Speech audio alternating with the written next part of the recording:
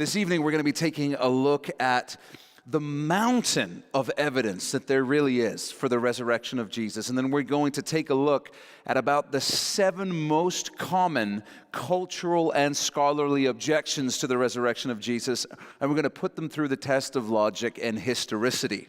Throughout this message series, we've been examining the question, why should I believe anything the Gospels say about Jesus? In other words, why should I believe the things the Bible says about Jesus? We started by looking at why we can trust that the biblical Gospels we have today are the same as those written originally in the back half of the 1st century AD. We've also looked at why the Gospels should be taken seriously as accurate historical accounts.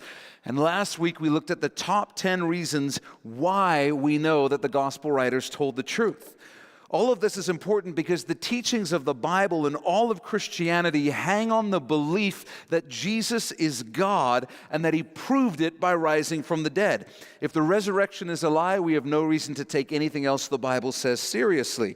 If the resurrection is true, then Jesus really is God, the single most important person in the universe and the only one who has the ability to affect your eternity and mine.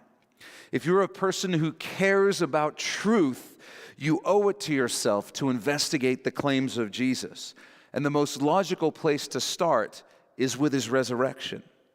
After the last 4 messages we've done, the only remaining option for the skeptic is the idea that the disciples were somehow deceived into thinking the resurrection had happened. And so we're going to examine that possibility, as well as several of the other most popular alternate explanations that are given for the resurrection. This whole series is designed to be gone through message by message because each message builds on the one before it. So if you have a question about the information we're sharing tonight, it's probably answered in one of the earlier messages in this series. And if you'll examine those messages and the content from tonight, it will be clear by the time you've made that investment, beyond a reasonable doubt, that Jesus rose from the dead. He is the God He claimed to be, and therefore He really can do for us the things which He says He can. Offer forgiveness, a relationship with God, peace, joy, meaning, purpose, and more in this life and an eternity in heaven with Him forevermore. This message is adapted from a chapter in the excellent book titled I Don't Have Enough Faith to Be an Atheist by Frank Turek and Norm Geisler. I encourage you to check that out as well if you're into this subject. Let's jump right in. So despite all the evidence we've shared in this series, evidence that the disciples accurately documented what they saw Jesus do and say, there are many skeptics who consider the resurrection a non-starter for the same reason they consider the miracles described in the Bible a non-starter. And that is because they hold to what's called a naturalist world view. A philosophical naturalist is a person who holds to the belief that there is no such thing as the supernatural. So if you start from that position, it makes miracles immediately impossible, especially things like rising from the dead. And I wish I had time to address this issue, but in reality, it's an entire message unto itself. And so if this is a question you're wrestling with or you know someone who's wrestling with, I will simply say this. You don't need to start with the resurrection. You need to start with the evidence for a God of any type. Because before you can look into the question, is Jesus God, you have to first address the question of why should I believe that there is any God or any supernatural domain? And that's an entirely different subject, and it's actually one that we're going to get into when we start our Genesis series in the new year. We'll hit that topic in the first few weeks of 2018. But for now, all I'm going to simply share is the spoiler that God does exist. It's provable, and based on logic, because God exists, miracles are therefore possible. It's really that simple. To come to a conclusion on any subject requires an assessment of the facts, the evidence, the information that is known. So what information about Jesus Christ is known to be factual? What about Jesus do we know is true? What's accepted as true almost universally about Jesus by those who are familiar with the history? The historian and biblical scholar Gary Habermas conducted the most comprehensive investigation to date into what scholars believe about the resurrection. Habermas collected more than 1,400 of the most critical scholarly works on the resurrection written between 1975 and 2003, and reports that virtually all scholars from across the ideological spectrum, hyper-liberals to hyper-conservative scholars, agree that the following points concerning Jesus and Christianity are actual historical facts. So if you're wondering, what do people actually know and believe about Jesus to be true based on history itself, it's these 12 facts. They're on your outline. Firstly, Jesus died by Roman crucifixion. He was buried, most likely in a private tomb. Soon afterwards, his disciples were discouraged, bereaved, and despondent, having lost hope. Jesus' tomb was found empty very soon after his internment.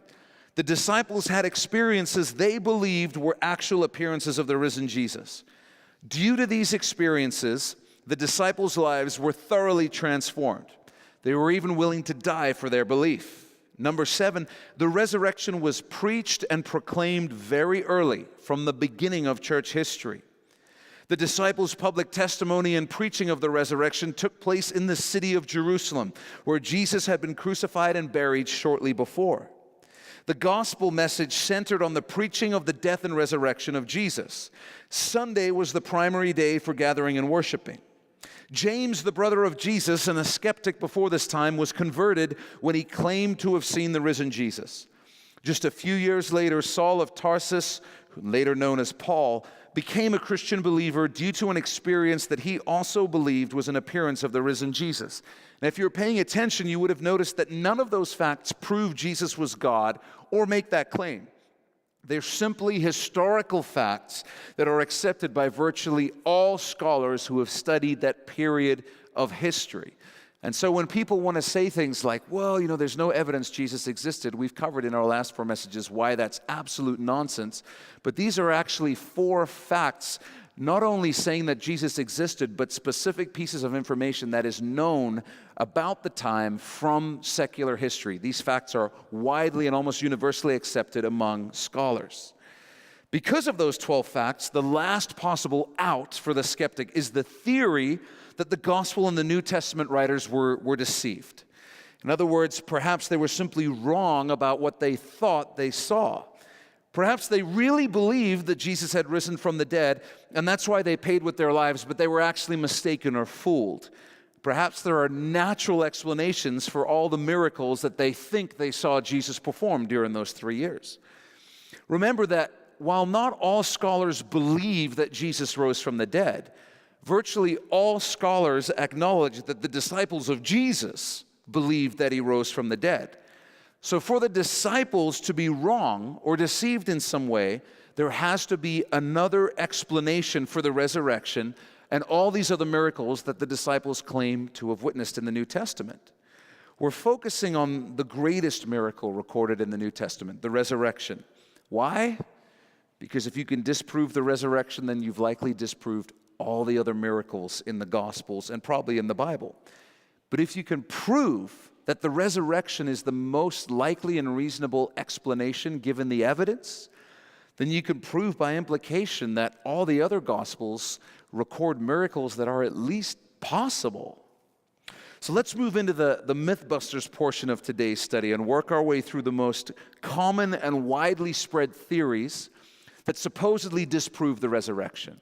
As you probably noticed, I ran out of space on your sheet, so you'll just have to make notes on the back or the column, wherever you find it helpful. The first theory out there is hallucinations. Perhaps out of their deep desire to believe that Jesus had risen from the dead, the disciples simply hallucinated him into being alive. This theory has a number of fatal flaws, but I'm just going to point out the 2 biggest. It's simply that hallucinations are not experienced by groups. They're only experienced by individuals, much like dreams. That's why if a friend says to you one morning, wow, that was a great dream we had last night, right? You don't say, you know what, you're right, that was fabulous. Let's continue it tonight. Let's just pick up where we left off. No, you think your friend is out of his mind or not being serious at all. You don't take him seriously because we all understand that dreams are not collective experiences. Individuals have dreams, groups do not. Hallucinations work the same way. If a rare set of psychological circumstances exist, an individual may have a hallucination, but his friends will not. And even if the friends do have a hallucination, they won't have the same hallucination. This theory doesn't work because Jesus did not appear to just one person. He appeared on a dozen separate occasions in a variety of settings to different people over a 40-day period of time. He was seen by both men and women. He was seen walking, talking, and eating. He was seen inside and outside. He was seen by hundreds at one time, by groups of small amounts of people, and by individuals. A total of more than 500 people saw the risen Jesus. And they were not seeing a hallucination or a ghost because on 6 of those 12 appearances, Jesus was physically touched and or ate physical, real food in front of those who were witnessing his presence. Secondly, this theory doesn't explain the issue of the empty tomb. If the 500 plus eyewitnesses did have the unprecedented experience of seeing the same hallucination at 12 different times, then why didn't the Jewish or Roman authorities simply parade the body of Jesus around Jerusalem and put an end to the whole thing? It would have ended Christianity once and for all. The authorities would have loved to do that, but apparently they couldn't because the tomb really was empty. Theory doesn't make sense. Second theory, the witnesses went to the wrong tomb. Maybe the disciples went to the wrong tomb and it was empty because nobody had used that tomb yet, and so they mistakenly assumed that Jesus had risen. 2 big problems with this one too. First, if the disciples had gone to the wrong tomb, the Jewish or Roman authorities would have simply gone to the right one and done what? Paraded the body of Jesus around Jerusalem to prove that Jesus was dead. The tomb was known by the Jewish leaders because it was owned by a member of the Sanhedrin, Joseph of Arimathea. The tomb was known by the Romans because they sent their soldiers there to guard it. As the philosopher William Lane Craig notes, the wrong tomb theory is based on the assumption that all of the Jewish religious leaders and all of the Romans had a permanent kind of collective amnesia about what they had done with the body of Jesus. Second, even if the disciples did go to the wrong tomb, the theory doesn't explain all the appearances of Jesus. In other words, you have to explain the appearances and the empty tomb, not just one or the other. And if you read the gospel accounts, you'll notice that it's not the empty tomb that convinces most of the disciples, with the possible exception of John, that Jesus has risen from the dead. It was the appearances of Jesus that convinced the disciples he was alive and turned them from scared, scattered skeptics into the greatest peaceful missionary force in history. This is especially true of the most devout enemy of Christianity of the time, Saul. He was not only unconvinced by the empty tomb, he was persecuting Christians more viciously than anyone else on the planet in the years and time following the resurrection. It took an appearance of Jesus himself to turn Paul around. It seems that James, the skeptical brother of Jesus, was also converted after an appearance of Jesus. And as we've seen, James's, that's why I'm having trouble, 2 S's. James's conversion was so dramatic that he went on to be one of the leaders of the Jerusalem church and would be martyred in that city by the high priest. The bottom line is this: even if one could explain the empty tomb naturally, this wouldn't be enough to disprove the resurrection. Any alternative theory must also explain away the appearances of Jesus, and the wrong tomb theory doesn't explain either. Third, perhaps the most famous conspiracy theory out there is known as the swoon theory. Perhaps Jesus didn't really die on the cross. Perhaps he simply swooned. He passed out. In other words, maybe he was still alive when he was put in the tomb, but he managed to somehow escape and then convince his disciples that he had risen from the dead, but he had never actually died in the first place. I'm going to break character here and just say outright, this theory is so spectacularly stupid It's astonishing to me that it's even a thing to this day. Because first of all, everyone, friends and enemies alike, believed that Jesus was dead. Everyone. The Romans, who were professional executioners, whipped and beat Jesus to the point of his collapse. They then drove heavy wrought iron nails through his hands and feet and plunged a spear through his side up into his heart.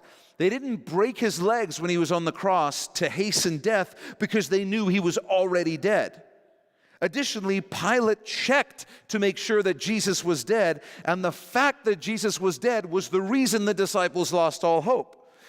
The brutal Roman crucifixion techniques have been verified through archaeology and non-Christian sources. In 1968, the remains of a first-century crucifixion victim were found in a cave in Jerusalem. The heel bone of this man had a 7-inch nail driven through it, and his lower arms showed evidence of nails as well. The spear in the heart has also been verified as a Roman crucifixion technique by the Roman author Quintilian. No wonder the eyewitnesses thought he was dead. Not only did those in the first century believe that Jesus was dead, modern medical doctors weighing the evidence also believe that Jesus died. Writing in the March 21st, 1986 edition of the Journal of the American Medical Association, 3 medical doctors, including a pathologist from the Mayo Clinic, concluded, quote, "Clearly the weight of historical and medical evidence indicates that Jesus was dead before the wound to his side was inflicted, and supports the traditional view that the spear thrust between his right rib probably perforated not only the right lung but also the pericardium and heart, and thereby ensured his death. Accordingly, interpretations based on the assumption that Jesus did not die on the cross appear to be at odds with modern medical knowledge." Additionally, the blood and water from the spear wound appears to be another genuine eyewitness detail recorded by John. That fact alone should end any debate as to whether or not Jesus was actually dead on the cross. The second major flaw in the swoon theory is the fact that Jesus was embalmed with 75 pounds of bandages and spices. It seems highly unlikely that Joseph of Arimathea and Nicodemus would have mistakenly embalmed a living Jesus. Third, even if everyone was wrong about Jesus being dead when he went into the tomb, how in the world would a badly injured and bleeding man still be alive 36 hours later after Jesus had gone through things like the scourging and the cross? He would have bled to death in the cold, damp, dark tomb, receiving no medical attention of any kind. But let's play the devil's advocate. Even if he did survive the dark, cold tomb, how in the world would he have unwrapped himself, moved the 2-ton stone up and away from the entrance of the tomb, gotten by the elite Roman guards who would have been killed for allowing a breach of security, and then convinced the scared, scattered, skeptical cowards known as the disciples that he had triumphed over death? Even if he could do all that, he would have been a battered, bleeding pulp of a man whom the disciples would have pitied, not worshipped. They wouldn't have said, "You've clearly overcome death in the grave." They would have said, "You're alive, but you're definitely not risen. We need to get you to a doctor."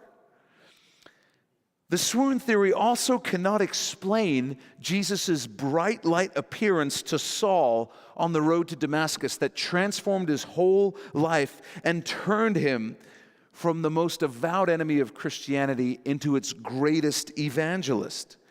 It definitely wasn't a normal human being who had gone through a beating and a crucifixion who showed up and convinced Saul to change his ways.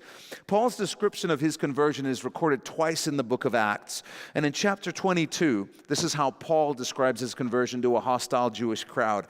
He says, "About noon as I came near Damascus, suddenly a bright light from heaven flashed around me. I fell to the ground and heard a voice say to me, 'Saul, Saul, why do you persecute me?' 'Who are you, Lord?' I asked. 'I am Jesus of Nazareth, whom you are persecuting,' he replied." Paul was then blinded for 3 days and experienced a 180-degree attitude change. He went from Christianity's most eager enemy to its most ardent advocate. Paul's conversion experience cannot be explained by a swooned Jesus holding a fiery torch and using his God voice from the bushes. It doesn't work out. This was a dramatic display of divine power in broad daylight that dramatically changed a man who went on to change the world forever.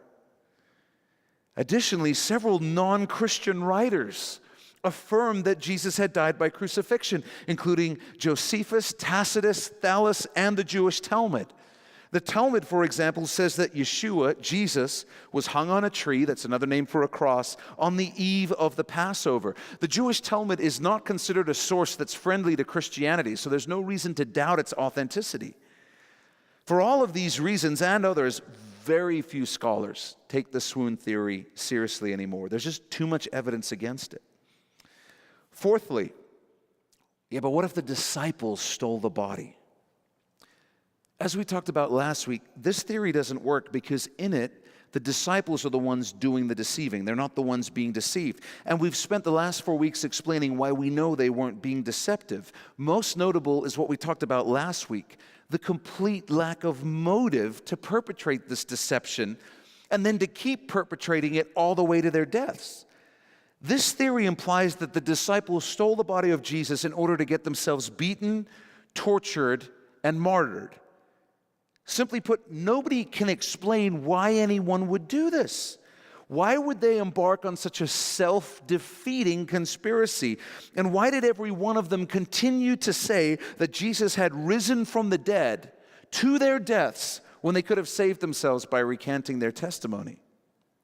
In addition to probably that most severe conflict of interest that's ever existed, this theory doesn't explain other absolute absurdities like how did the disciples get past the trained Roman guards who were trained to stop people from getting access to whatever it was that they were guarding?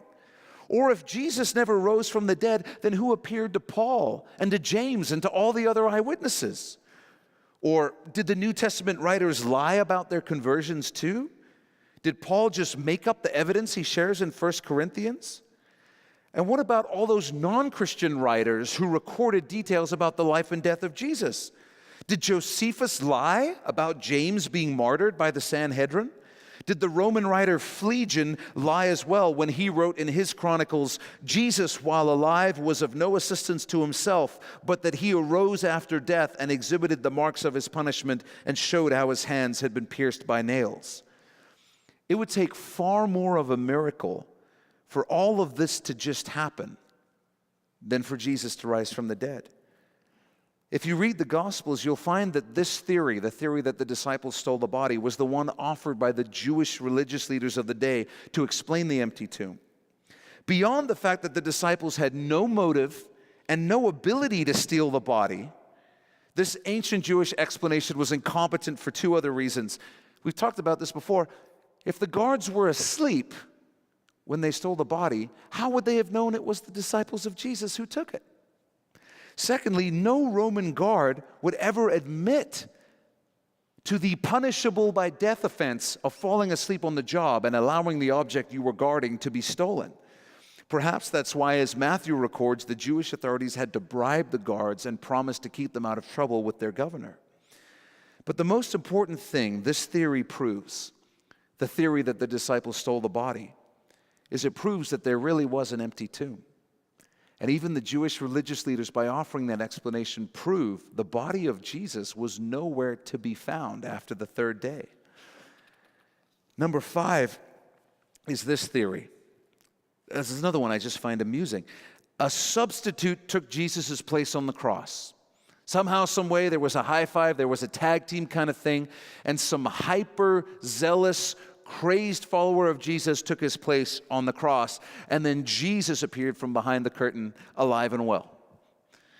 This happens to be the explanation, incredibly, that's offered by Islam today. This is the traditional Islamic account of the crucifixion and resurrection of Jesus. They teach that Jesus was not crucified, but that someone like Judas took his place on the cross. In fact, the Quran says this about Jesus in Surah 4.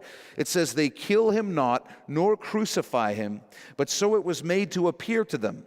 And those who differ therein are full of doubts, with no certain knowledge, but only conjecture to follow. For of a surety they killed him not. Nay, Allah raised him up unto himself, and Allah is exalted in power. So according to the Quran, it only appeared that Jesus was crucified. But what really happened is that Allah took Jesus straight to heaven shortly after his alleged resurrection. The first problem with this theory is that there's absolutely no evidence to back it up. None. Nothing. This assertion from the Quran was only written more than 600 years after the lifetime of Jesus. How can this be considered more reliable than the accounts of the eyewitnesses, which were written only decades after the events actually happened? This theory contradicts all of the eyewitness testimony and all of the accounts of the non-Christian sources of the time. It also raises more questions than it answers. Among them, most importantly, are we supposed to believe that all the people that witnessed Jesus' death, the disciples, the Roman guards, Pilate, the Jews, Jesus' family and friends, all of them couldn't tell the difference between Jesus and Judas? That every guy who has a beard looks the same? How could so many people be wrong with a simple identification? How in the world could Mary, the mother of Jesus, have stood at the foot of the cross looking up at someone who's not her son and not know the difference between her son Jesus and Judas?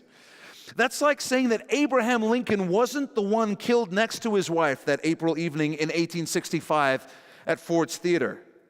Was Mary Lincoln mistaken about the man who was sitting next to her? Was Lincoln's bodyguard wrong about who he was guarding? Was everyone else mistaken about the identity of that American president? This sort of theory is just not believable, period. There are many other questions raised by this theory. If Jesus wasn't killed, then why was the tomb of the man who really was killed found empty? Are we supposed to believe that the substitute rose from the dead? If so, how did he do it? Are we supposed to believe that all the non-Christian historians are wrong about the death of Jesus? And what do we do with the fact that the Jewish religious leaders admitted that Jesus was dead? Was the Talmud mistaken when it said that Jesus was hung on a tree on the eve of Passover? To summarize, are we to believe that absolutely everyone from the first century was absolutely wrong about everything? On the basis of basic logic, you have to question a theory that comes more than 600 years after the events and asks you to believe that all of the evidence from the time was wrong. In fact, this theory contradicts virtually all of the 12 facts that scholars believe about Jesus. It's built on mere speculation. There's not a shred of evidence to back it up. It can't be taken seriously. Theory number 6, maybe the disciples' faith led to their belief in the resurrection. In other words, they had faith, so they just started believing in it, even though it didn't really happen.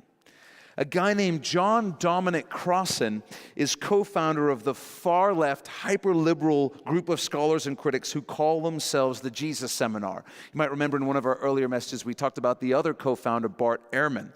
They've decided that only 18% of the sayings attributed to Jesus in the Gospels are authentic. They don't really have any real reason for this skepticism, just speculative theories about how the faith of the disciples led to their belief in the resurrection and everything else in the New Testament. This theory came up when Crossan debated William Lane Craig over the resurrection. And Crossan offered the theory that the disciples made up the resurrection because they searched the scriptures after the death of Jesus and found that persecution, if not execution, was almost like a job description for being a Christian. And the whole 2-hour debate turned on the response that William Lane Craig gave. He said, right, and that came after they experienced the resurrection appearances. The faith of the disciples didn't lead to the resurrection appearances. It was the appearances of the resurrected Jesus that led to their faith. Then they searched the scriptures. If you read the Gospels, you'll discover for yourself that after Jesus was arrested and crucified, the disciples, as we said over and over, were scattered, they were scared, they were skeptical. They're definitely not in the headspace to invent a resurrection story and then go out and die for it. Their only real concern was hiding from the Jewish religious authorities because they thought they were coming for them next. It was the resurrection appearances of Jesus that gave them the bold faith, not the other way around. Crossan has it totally backwards. In addition to the fact there's no evidence for this theory, Crossan cannot account for the resurrection appearances to more than 500 people. He also can't account for the empty tomb or why the Jewish religious leaders gave the explanation that the disciples stole the body. The Jews knew that the disciples were going around claiming that the resurrection was a real historical event, not just a product of their faith. They weren't going around saying, Jesus has risen in our hearts. They were going around saying he's really alive, physically and literally. If the resurrection didn't really occur, then why did the Jewish leaders, all the way through the 2nd century, continue insisting that the disciples had stolen the body? Crossan and others like him have no answer because their theory is false. And now what is perhaps the internet's favorite conspiracy theory regarding the resurrection. And I would share, a helpful quote from Abraham Lincoln at this point, who famously said, "You can't always believe everything you read on the internet." Classic Lincoln. Skeptics are quick to cite supposed resurrections of mythical characters like Marduk, Adonis, and Osiris. And they love to say that the Christian resurrection story is just a copy of pagan resurrection myths. So is the gospel account just another ancient myth based on other ancient myths? This one has a lot of traction in our world and culture today. First, as we've explained over the last 4 weeks, the New Testament is anything but mythological. Unlike pagan myths, the New Testament is loaded with actual eyewitness evidence, real historical figures, and it's corroborated by several outside sources. C.S. Lewis, if you don't know who he is, he's the famous author of the books of Narnia and other fantastic series. He's a writer of myths himself, and he's commented that the New Testament stories don't show any of the literary signs of being mythological. Here's what Lewis said. He said, "All I am in private life is a literary critic and historian. That's my job. And I'm prepared to say on that basis, if anyone thinks the Gospels are either legends or novels, then that person is simply showing his incompetence as a literary critic. I've read a great many novels, and I know a fair amount about the legends that grew up among early people. And I know perfectly well the Gospels are not that kind of thing." Second, the pagan myth theory doesn't explain the empty tomb. It doesn't explain the martyrdom of the eyewitnesses or the testimony of the non-Christian writings. It also doesn't explain the evidence that leads virtually all scholars to accept all the other 12 historical facts that we mentioned at the beginning of this message. Scholars do not accept the fact that demigods once walked the earth in relation to ancient Greece. But they do accept the fact that a man named Jesus walked the earth at the time the Bible says he does, and they accept those other 12 facts about him.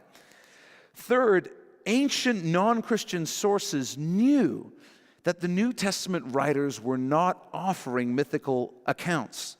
Scholar Craig Blomberg observes, "The earliest Jewish and pagan critics of the resurrection understood the gospel writers to be making historical claims, not writing myth or legend.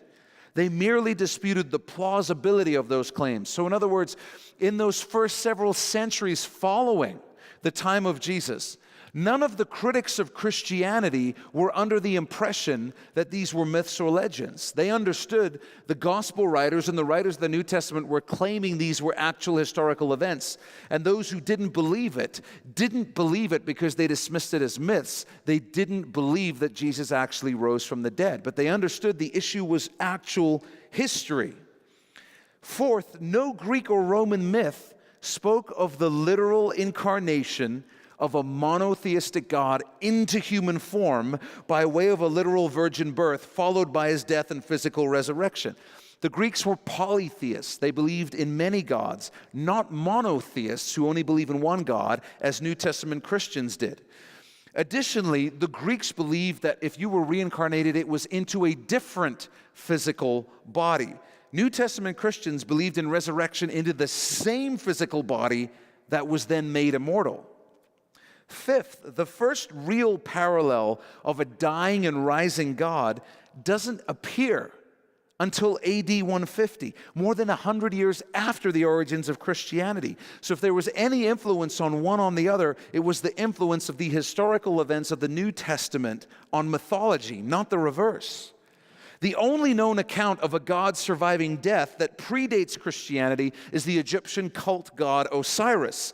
In this myth, Osiris is cut into 14 pieces, scattered around Egypt, then reassembled and brought back to life by the goddess Isis. However, Osiris doesn't actually come back to physical life, but becomes a member of the shadowy underworld in Egyptian mythology. As Habermas and another scholar, Mike Licona, observe, this is far different than Jesus' resurrection account, where he was the gloriously risen Prince of Life who was seen by others on earth before his ascension into heaven. Finally, even if there are myths about dying and rising gods that are found to have existed before Christianity, that doesn't mean that the New Testament writers copied from them. This will blow your mind, but Star Trek aired on TV before the U.S. shuttle program. But that doesn't mean that the newspaper reports about the U.S. space shuttle program were influenced by Star Trek episodes. I think we'd all understand that. I'm going to put it this way, too. There's a quote by Ricky Gervais, who's an avowed atheist, but he's a terrible philosopher because he fails at basic logical arguments. And one of his favorite things to say that I see pasted all over the internet by atheists is, oh, there's a million religions around the world, but yours is the right one. And that's not a logical argument at all, because you could take any fact in existence, like the force of gravity, and if you invented a billion alternate theories about the force of gravity, that would have no impact on what the actual reality and truth is about the force of gravity. It would have no bearing at all. You would still have to evaluate each theory and test it and examine it to see which one is true. But the number of alternate explanations has no bearing on the fact that there is a truthful and right one. No bearing whatsoever. You've got to look at the evidence of each account to see whether it's historical or mythical. There's no eyewitnesses for the resurrection of Osiris. There's no corroborating evidence for the resurrection or historicity of Osiris or any other pagan god's adventures. No one believes they're true historical figures. But as we've seen, there's overwhelming eyewitness and corroborating evidence to support the historicity, death, and resurrection of Jesus Christ. You're comparing apples to oranges. I want to deal with one bonus theory. It's not as much as a theory, as much as it is a view that's fairly recent. It's the view that we can't even consider the historical reliability of the Gospels and the resurrection because history cannot be known. This is the theory.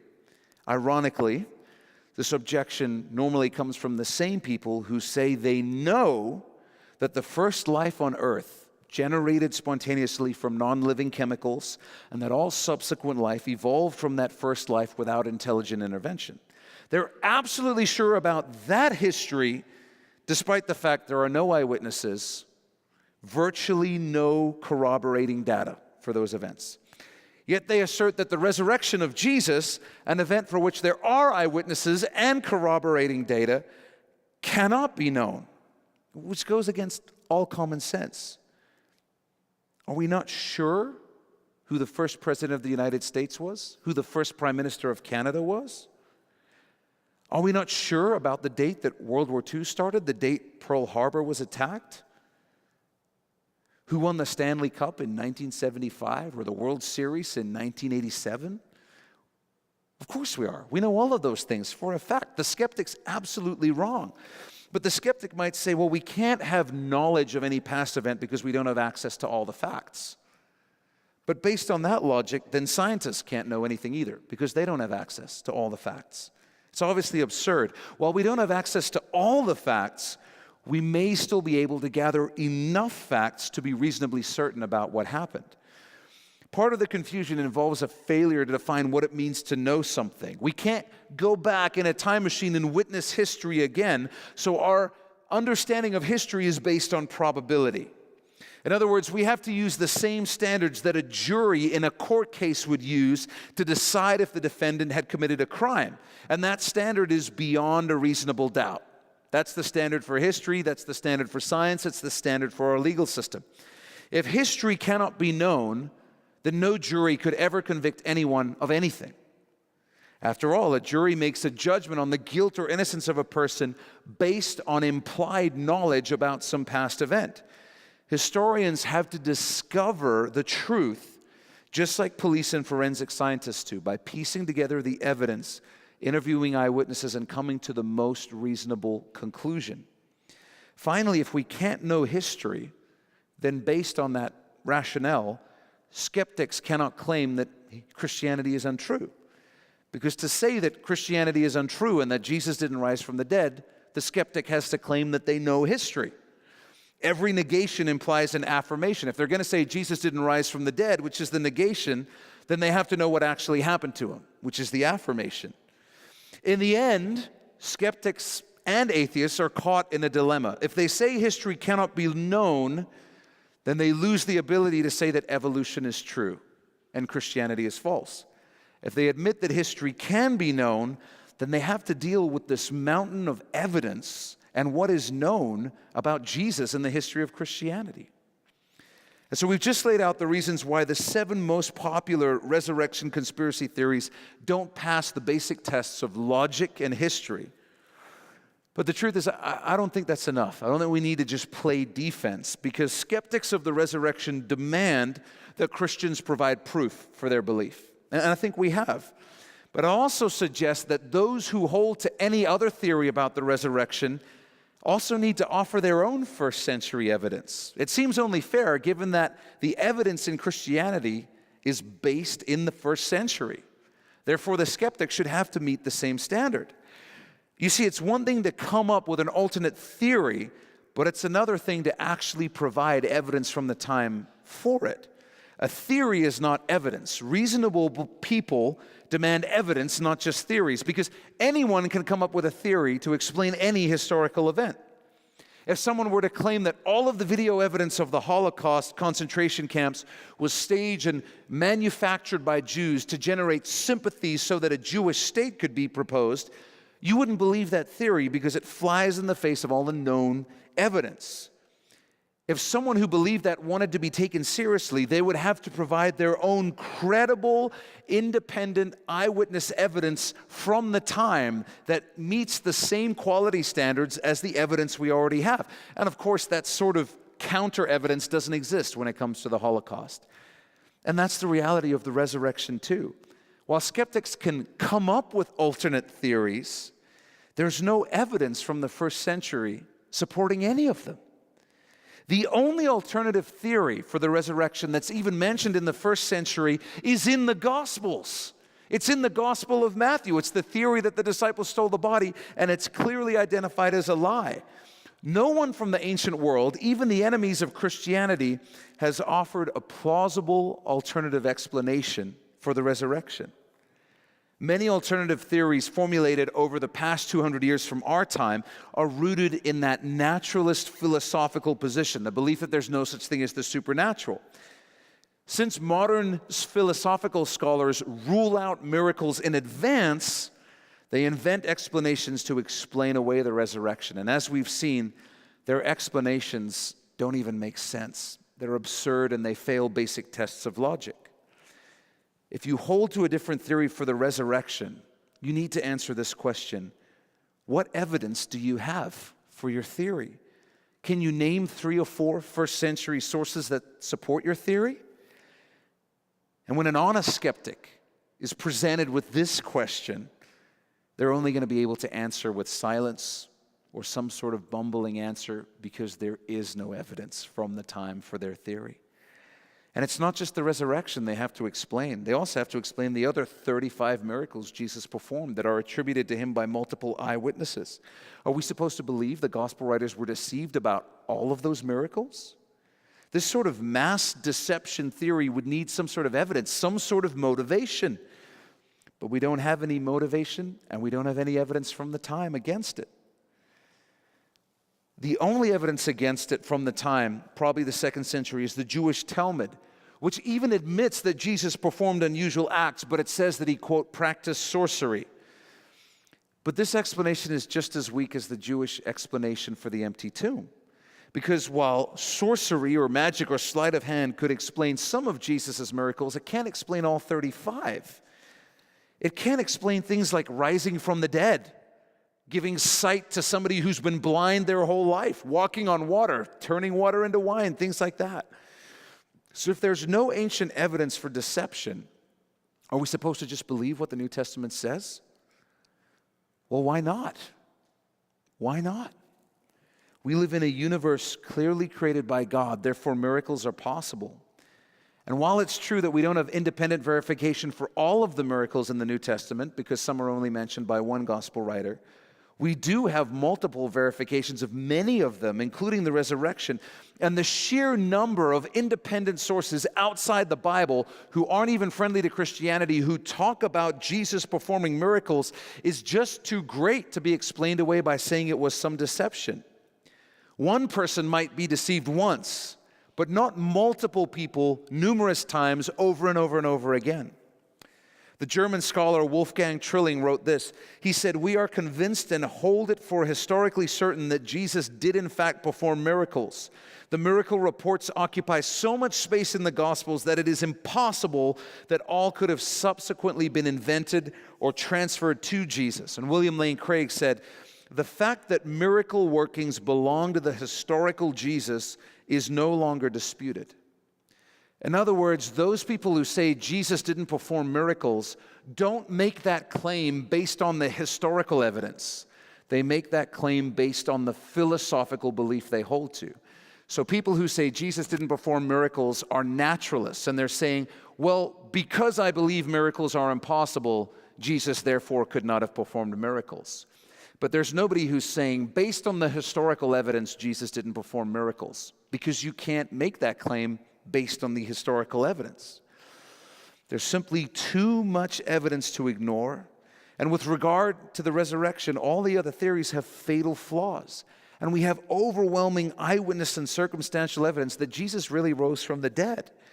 In other words, not only do we lack a natural explanation for the empty tomb, but we have positive evidence for the resurrection. The explanation for the empty tomb that requires the least amount of faith is the explanation that Jesus really did perform miracles and really did rise from the dead, as he predicted. To refresh our memories, here's the context that we've got to remember we're evaluating the evidence in for the resurrection. I'm going to have you write some things down here. Here's the context. Firstly, our universe proves the existence of God. Therefore, miracles are possible. Our universe proves the existence of God. Therefore, miracles are possible. We're going to get into this in January. It's very simple. The universe exists against all odds and statistical probabilities, and there's overwhelming evidence in the universe of a designer. You can just go research DNA if you need evidence on that. And therefore, because the universe has signs of intelligent design, it proves that there is a God who willingly created the universe. The greatest miracle of all, the creation of all of this out of nothing, has already occurred. Therefore, it's completely plausible that God can use prophets to announce his messages and miracles to confirm them. Second bit of context to remember, ancient documents prophesied miracles. We know, based on archaeology and history, that we have Old Testament documents written hundreds of years in advance that predict the Messiah, a man who would actually be God in the flesh, would come, be killed at a specific time as a sacrifice for the sins of mankind, and rise from the dead. No other religion has that. Third bit of context, historically confirmed eyewitness documents claim that miracles are real. The eyewitness documents claim miracles are real. There are 27 documents written by 9 eyewitnesses or their contemporaries that describe numerous miraculous events. Many of these documents contain historically confirmed eyewitness testimony from the time of the events, and the evidence, as we've seen over the past 4 weeks, shows that the narrative is not invented, it's not exaggerated, and it's not designed to deceive. We know this because the New Testament documents pass all 7 tests of historicity. These are on your outline. I know we're just drinking from the fire hose right now, but I just want you to be overwhelmed by this mountain of evidence for the resurrection. These are the 7 tests of historicity that the New Testament documents pass. They are firstly early. They're written only 15 to 40 years after the events, well within 2 generations of the events. They contain eyewitness testimony. They contain independent eyewitness testimony from multiple sources. They're written by trustworthy people who taught and lived by the highest standard of ethics and who died for their testimony. They describe events, locations, and individuals that are corroborated by archaeology and other ancient writers. They describe some events that enemies tacitly admit are true. Even the enemies attest to the truthfulness of the narrative. And lastly, they describe events and details that are embarrassing to the authors and even to Jesus himself.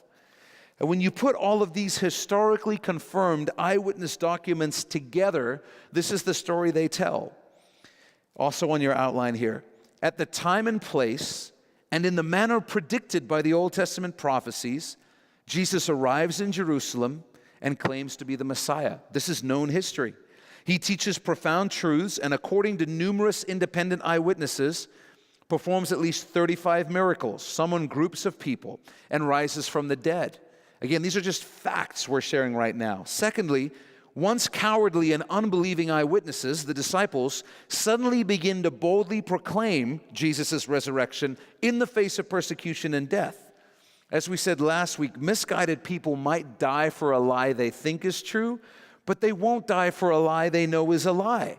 And the New Testament writers were in a position to know whether or not the resurrection was real. Thirdly, in the very city of Jesus' death and tomb, a new movement, the church, is born and quickly spreads by peaceful means on the belief that Jesus has risen from the dead. This is really hard to explain if there is no resurrection. How could Christianity begin in a city like Jerusalem that was hostile to its existence if Jesus' body was still in the tomb? The Jewish religious leaders and the Roman authorities would have simply produced the body and exposed Christianity as a lie. Fourthly, then thousands of Jerusalem Jews, including Pharisee priests, abandon 5 of their most treasured Jewish beliefs and practices and adopt strange new ones like communion and baptism after converting to Christianity. Number 5, Saul, the most ardent enemy of the new church, is suddenly converted and becomes its most prolific proponent. He travels the ancient world to proclaim the resurrection, suffering persecution and martyrdom. If there was no resurrection, then why did the greatest enemy of Christianity suddenly become its greatest leader? Why did he willingly suffer persecution and death? Number 6, James, the skeptical brother of Jesus, suddenly becomes convinced that his brother is the Son of God and then becomes the leader of the church in Jerusalem. He later suffers martyrdom at the hands of the high priest. Is there anybody more difficult to convince of your religious viewpoint than family members? James began as the unconvinced brother of Jesus. If there's no resurrection, then why did James suddenly go from thinking his brother was delusional to believing he was the Son of God? Unless he saw the resurrected Jesus, why would he believe that all the way to a martyr's death? Why would he take over leadership of the Jerusalem church? And then 7th, the Jewish enemies of Christianity don't deny the evidence of the empty tomb, but offer a faulty, easily exposed explanation that's naturalistic to account for it. Again, those are all things that are known to have happened in history. 4th bit of context. The eyewitness documents are confirmed by non-Christian and even anti-Christian ancient sources, as well as archaeology. So the narrative I've just shared, those 7 points, the 12 points we shared at the beginning, those are historical facts confirmed by historical documents that are even against Christianity. The collective references of ancient historians and writers confirm the basic storyline of the New Testament, and several archaeological discoveries affirm the details that are found in the Gospels. When you put the evidence in the proper context, I hope that you can see it takes far more faith to believe that the resurrection never happened than it does to conclude that it's the most logical explanation for all of the evidence. It's a lot more reasonable to be skeptical of the skeptics than skeptical of the resurrection. Now, those skeptics may still look at the context and the points we've raised, and they might still decide, no, I don't believe it, just Jesus didn't rise from the dead.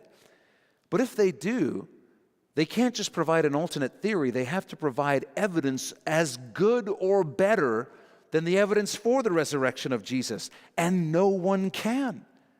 They've had 2,000 years to do it, and no one's been able to do it. Write this down. The resurrection is the best, most reasonable, and most logical explanation that accounts for all of the evidence. The resurrection is the best, most reasonable, and most logical explanation that accounts for all of the evidence. If we recognize that there's a God who can act, and we do, then we have to recognize that there can be acts of God. When God announces his plans in advance, as he did through the Old Testament prophecies, and you then have good eyewitness testimony and corroborating evidence from the time that those prophesied events actually occurred, it takes a lot more faith to deny those events than to believe them. There's two more objections that skeptics often bring up against the resurrection and miracles. The first one is the demand for extraordinary evidence. Have you ever heard this rhetorically powerful statement before? Extraordinary claims require extraordinary evidence. Skeptics love to say this about the resurrection. And what they mean by that is that since what we're claiming as Christians is so extraordinary, we better have extraordinary evidence to back it up. And that sounds reasonable. It sounds powerful as a spoken phrase until you ask the very reasonable question, well, what do you mean by the word extraordinary? Some skeptics mean, well, I need to see a miracle myself in order to believe in miracles. Or it has to pass the test of science. It has to be repeatable in a laboratory. Is that how you say it? It's the British way. I grew up saying it the British way. In a lab. If we implement this logic, then no event from history, think about this. If we implement this logic, then no event from history can be believed because historical events cannot be repeated. I won't believe in a World War II unless I can see a World War II with my own eyes. Unless you can produce a World War II in a lab, I'm not going to believe it. The believability of historical events can only be confirmed by looking at the quality of the eyewitness evidence and analyzing the forensic evidence. Atheists who demand repeatability for biblical miracles are being inconsistent and hypocritical because they don't demand repeatability for the historical miracles that they believe in. The Big Bang, the spontaneous generation of life, and macroevolution of subsequent life forms. They didn't see any of those things happen. They can't repeat any of them, and yet they believe, even though those things allegedly happened millions of years ago. So make a note of this. As science and the legal system affirm, we don't need extraordinary evidence to believe something is true, only good evidence that points to a most reasonable explanation. You don't need extraordinary evidence to believe something is true. You just need good evidence that points to a reasonable explanation.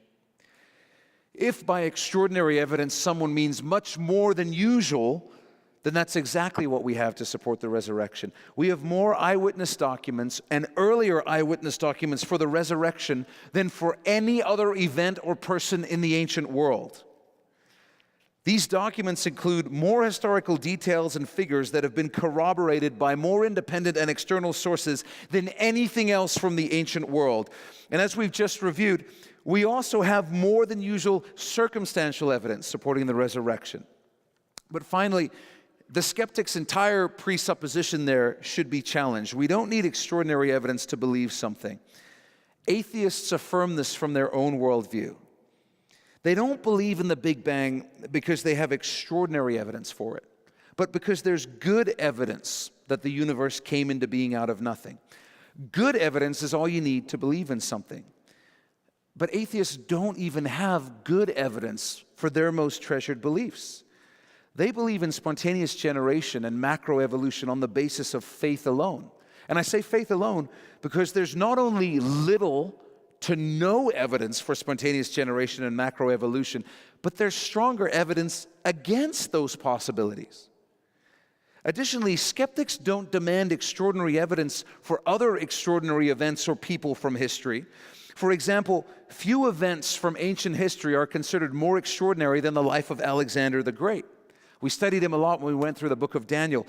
Even though he only lived 33 years, Alexander achieved unparalleled success and conquered most of the civilized world of that time, from Greece east to India and south to Egypt. And yet, how do we know all this about Alexander? We have no sources from his lifetime or soon after his death. None. We only have fragments from 2 works about 100 years after his death.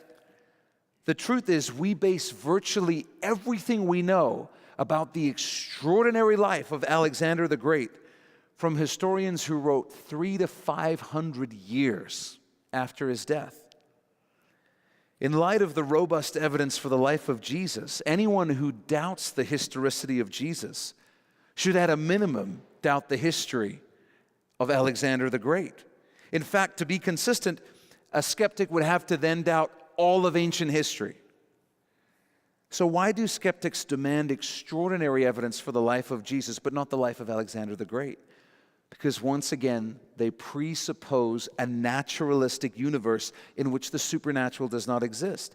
And this presupposition makes it impossible for them to objectively evaluate the evidence. So they end up setting the bar for believability unreasonably high. It's as if some skeptics are saying, and you might know people like this, I won't believe in miracles because I haven't seen one. If the resurrected Jesus were to appear to me, then I would believe in him. That would be extraordinary. But is it actually necessary? Does Jesus have to appear to every person in the world in order to make his claims credible? Why would he? It doesn't make any sense. We don't have to witness an event firsthand to conclude that an event actually happened. In fact, it would be physically impossible to do so. We believe the testimony of others if they're trustworthy individuals, and especially if their testimony is corroborated, backed up by other data. This is exactly the case with the New Testament writers.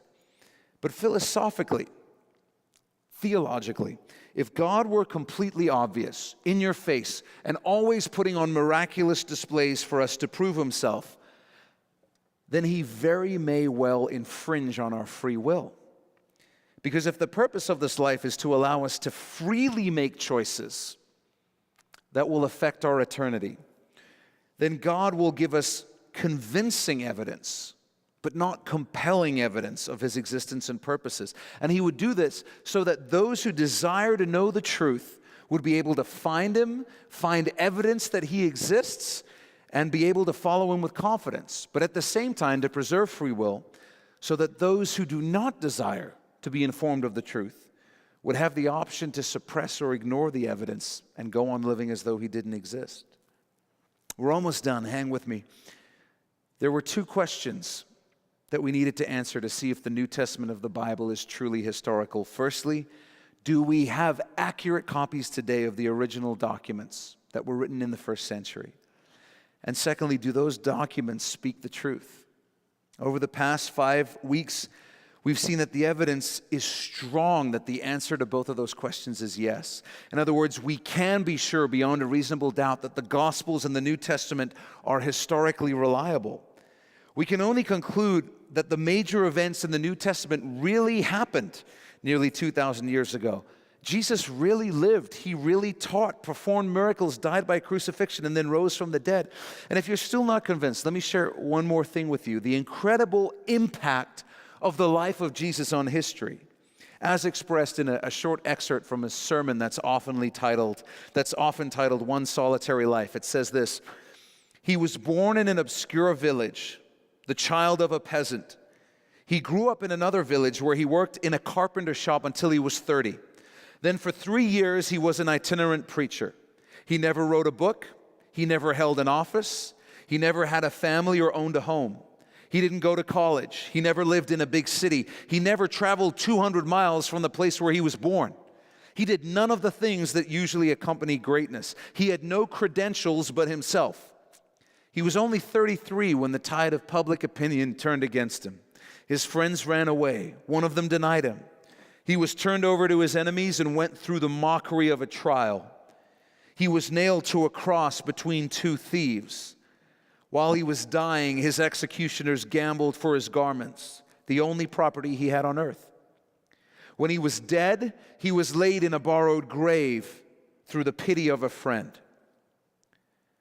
20 centuries have come and gone, and today he is the central figure of the human race. I am well within the mark when I say that all the armies that ever marched, all the navies that ever sailed, all the parliaments that ever sat, all the kings that ever reigned put together, have not affected the life of man on this earth as much as that one solitary life. I'm going to have you write this down. If there was no resurrection, how do you explain the most influential life of all time?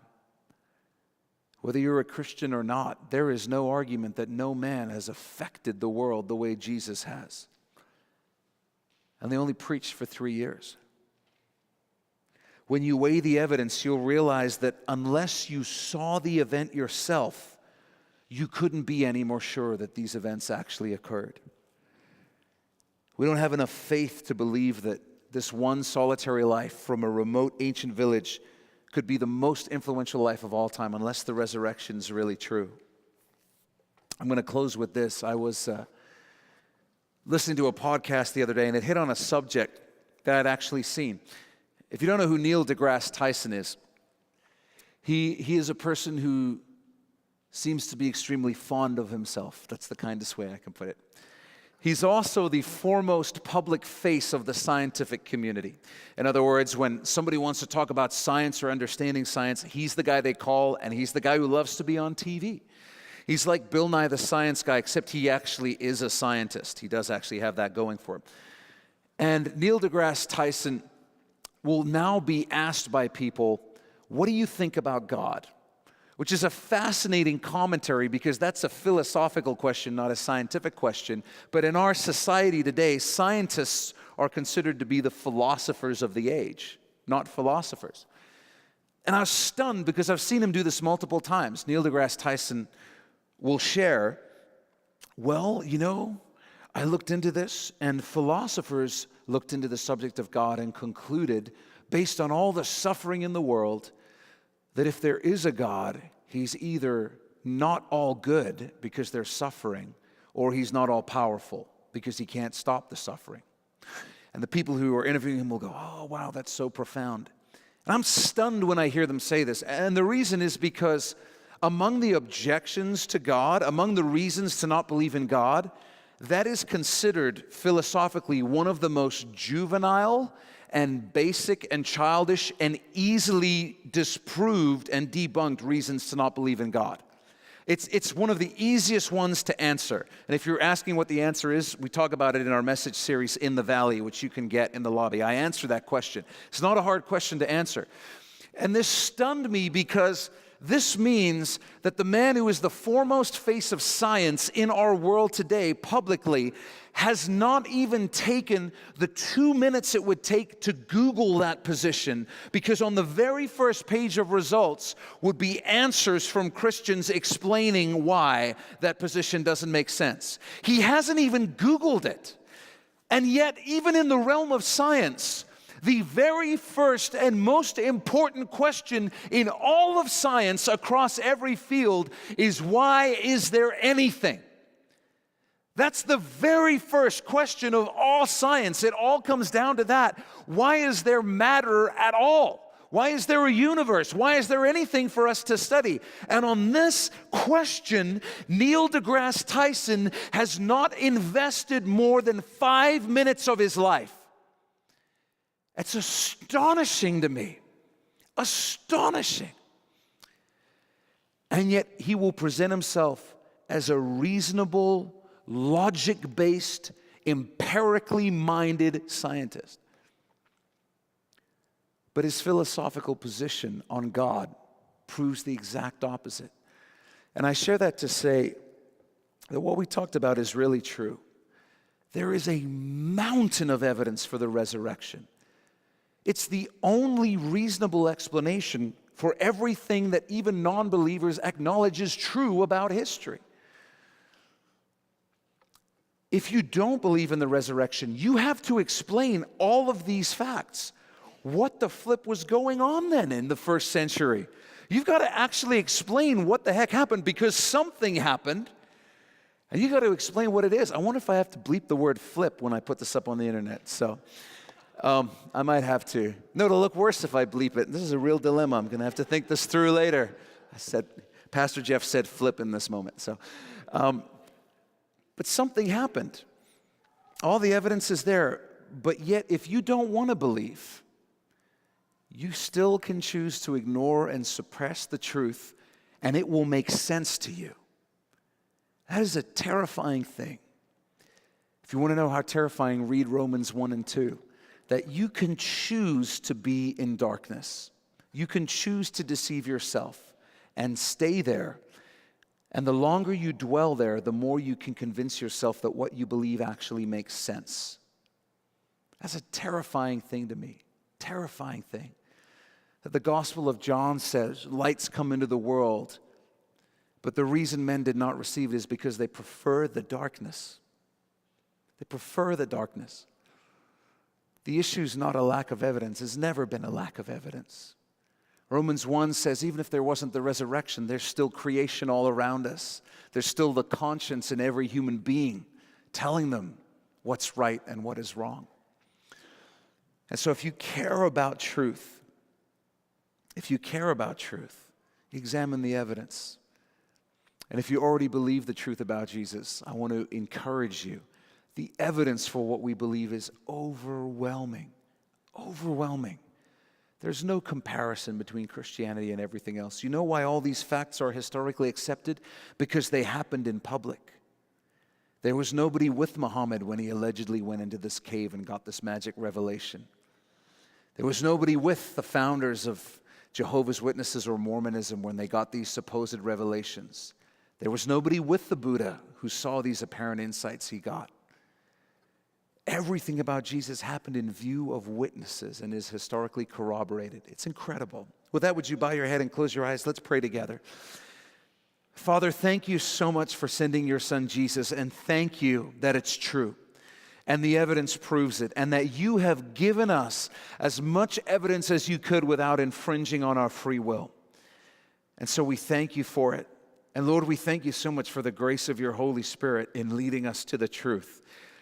We are not in the light of the truth because we are smarter than other people or more deserving than other people. You've just been incredibly kind to us. And somehow, some way, you enabled us to look at you and recognize your unbelievable kindness to us. And that's all we are, Lord. We are beneficiaries of your kindness and your grace and your goodness. And thank you so much for revealing the truth for us. We're forever grateful. Thank you for the future that you've prepared for us. We love you for it. And we can't wait to spend eternity with you. We can't wait for the day that you rule and reign here on the earth as king and we reign with you. And that you no longer have to be proven by investigations, but you'll be proven by your very real physical presence here. We can't wait for that, Jesus.